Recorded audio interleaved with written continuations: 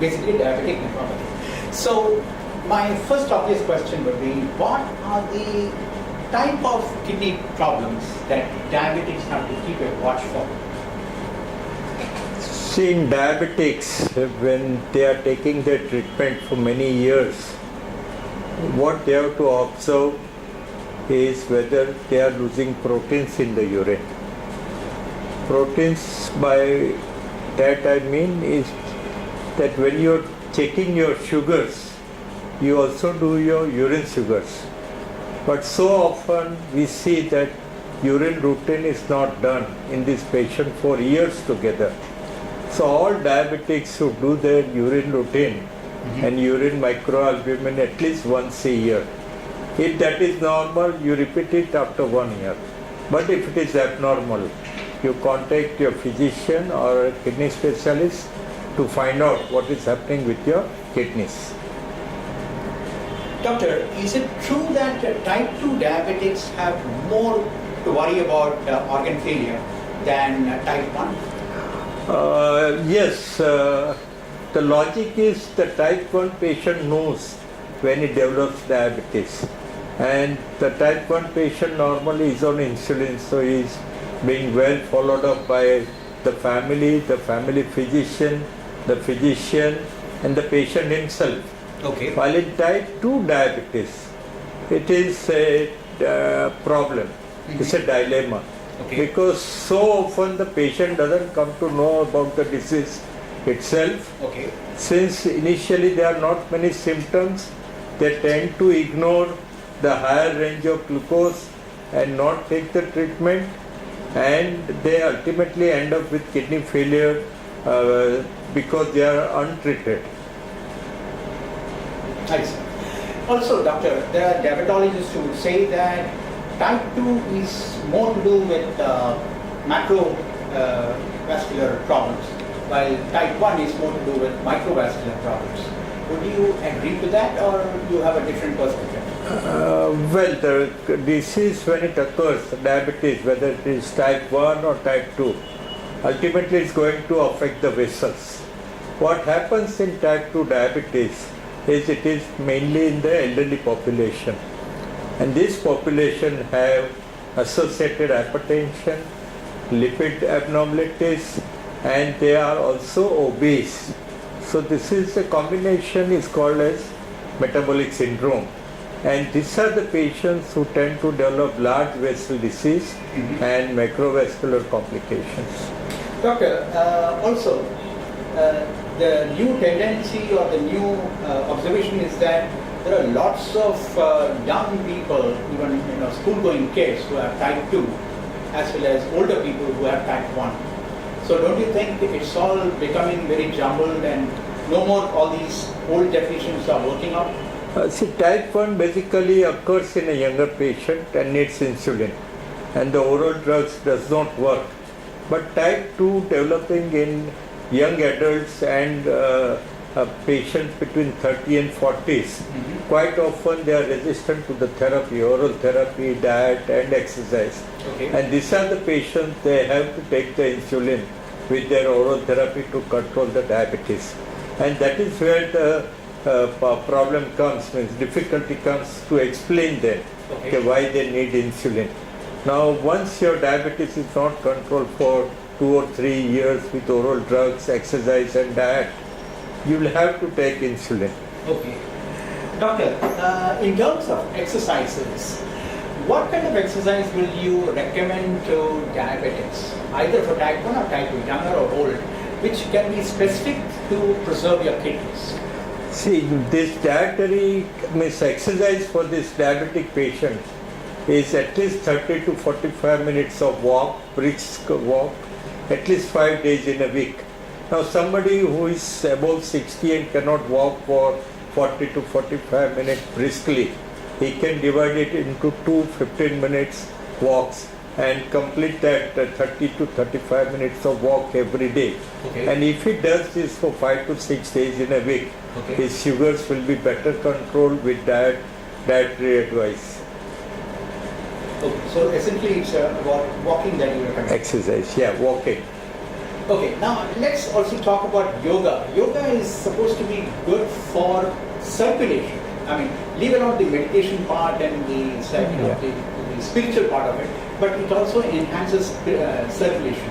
Do you think that yoga can actually help in at least delaying onset of kidney disease in diabetics? See, yoga by definition, or rather if you observe different people advocating different types of yoga, they increase the flexibility of the body, they increase your respiratory tolerance, and they help you in developing your meditation and other activities. Correct. But there are certain type of yogas which involve the abdominal wall, where you compress your abdomen and take deep breathing and you hold the breath. That stimulates the pancreas, and they are believed to help in control of diabetes. But that alone normally does not control the diabetes. This has to be coupled with dietary advice, exercise and drugs. I was specifically asking about kidneys. Yes. Yoga help kidneys also? Not directly, but by controlling your diabetes and controlling your other metabolic factors, it will help you in preventing kidney disease. Okay. Doctor, several readers of ours and even people who visit our website have said that once they have ESRD, they have increased blood pressure as well as anemia. Why do you think that really happens? I mean, is that a usual trend among kidney patients who have ESRD problem, or is it that only some specific people have that problem of blood pressure as well as anemia? Now, I will put it this way. All diabetics, they go through 5 stages. Stage 1, 2, 3, 4 and 5. Till the stage of 3, they may not manifest with any anemia. But stage 4 and 5, they do show up with low hemoglobin, tiredness and swelling in the legs. And most of them at stage 4 and 5, they also show up with hypertension. So this is an associated feature. And why does anemia occur? Because in adult life, the kidney produces erythropoietin.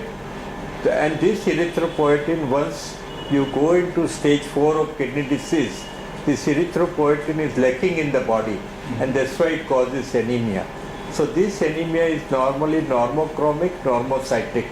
But in our country, we have to also look for iron deficiency and vitamin B12 deficiency. Once you have ruled out iron and vitamin B12 deficiency, you have to supplement these patients with erythropoietin to keep the hemoglobin between 10 to 12. I see. 2 things here, doctor, out of what you have said. One is erythropoietin. Now, this particular, is it a hormone? Erythropoietin is a hormone produced by the kidney. Okay. And since kidneys are not working in stage 4 and 5, they are working less than 25%. So you start developing anemia. And that is the reason you have to give it from outside. This is genetically produced erythropoietin. Doctor, there is one patient from, I guess he is from Mangalore. He is a ESRD patient having dialysis. Now his email says that in spite of taking erythropoietin injections after dialysis, after every session of dialysis, his hemoglobin is still hovering around the 7 or 6. Why would that really happen? See, now this patient has to really undergo a lot of investigation to find out whether he is losing blood somewhere. So you should first check his iron studies to see whether his iron levels are all right. He should check his vitamin B12 levels. If they are all right, then he should do his upper GI scopy and lower GI scopy to find out whether he is losing blood from the GI tract. And if everything is all right, he should do. Bleeding? Yeah, he might be bleeding from the tract, GI tract, and that's why the hemoglobin does not rise. And if everything is all right, he should do his reticulocyte count, his bone marrow examination, and he should do the antibodies against erythropoietin, whether he is resistant to the erythropoietin which he is taking.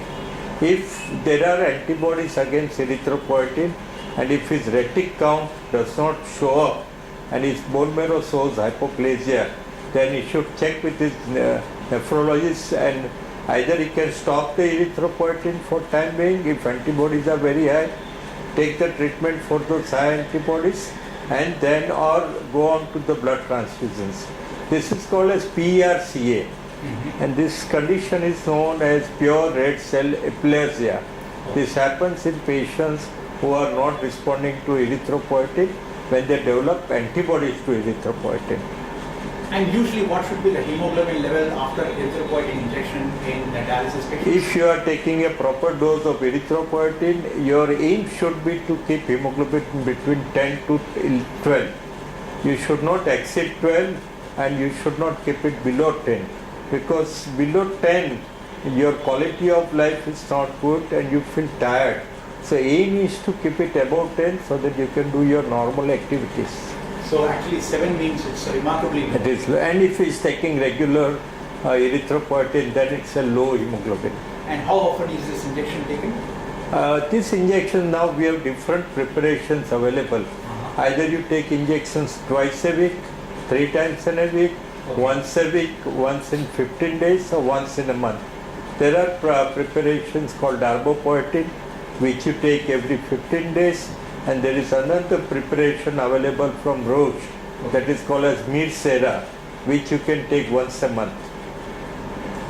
Okay, doctor. Next point is that, what kind of diet do you recommend to diabetics? Diabetologists would always say keep off sugar, keep off sweet fruits, all that.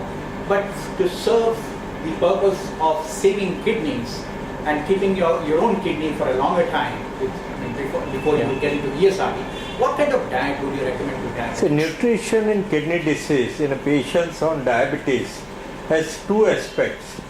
A patient who is not on dialysis, that is stage 1 to stage 5, yes, not on dialysis.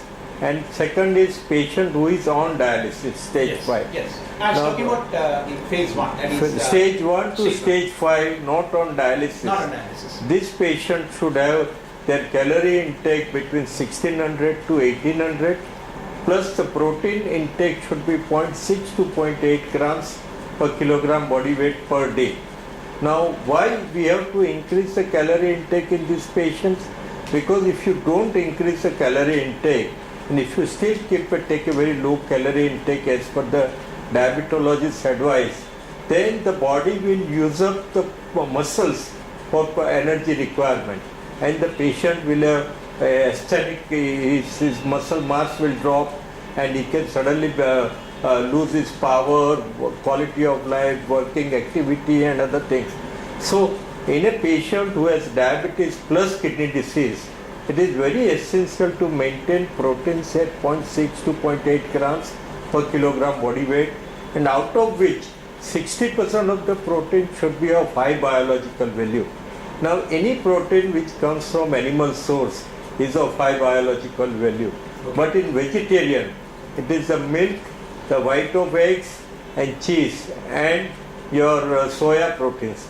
They are of high biological value. So one has to include at least 50 to 60% of proteins from these sources. And when you talk about problems related to muscles, probably getting used up, that will also lead to muscle cramps? Muscle cramps, weakness, your muscle mass will come down, your strength will come down. So actually everything comes down. And normally this is seen in mid-arm circumference or the muscles in the triceps area. Where you keep a watch on the thickness of the muscles, you will observe that if you are not eating properly, over a period of time your muscle mass goes down. Okay. Doctor, kidney problems also lead to heart problems, according to a few emails that you have received. What could be the cause of kidney problems leading to heart problems? See, all diabetics with kidney failure also have associated hypertension and dyslipidemias. And these are all 3 factors, the diabetes, hypertension and dyslipidemia, all contribute to cardiovascular disease. And this cardiovascular disease is mainly because of atherosclerosis and macrovascular changes.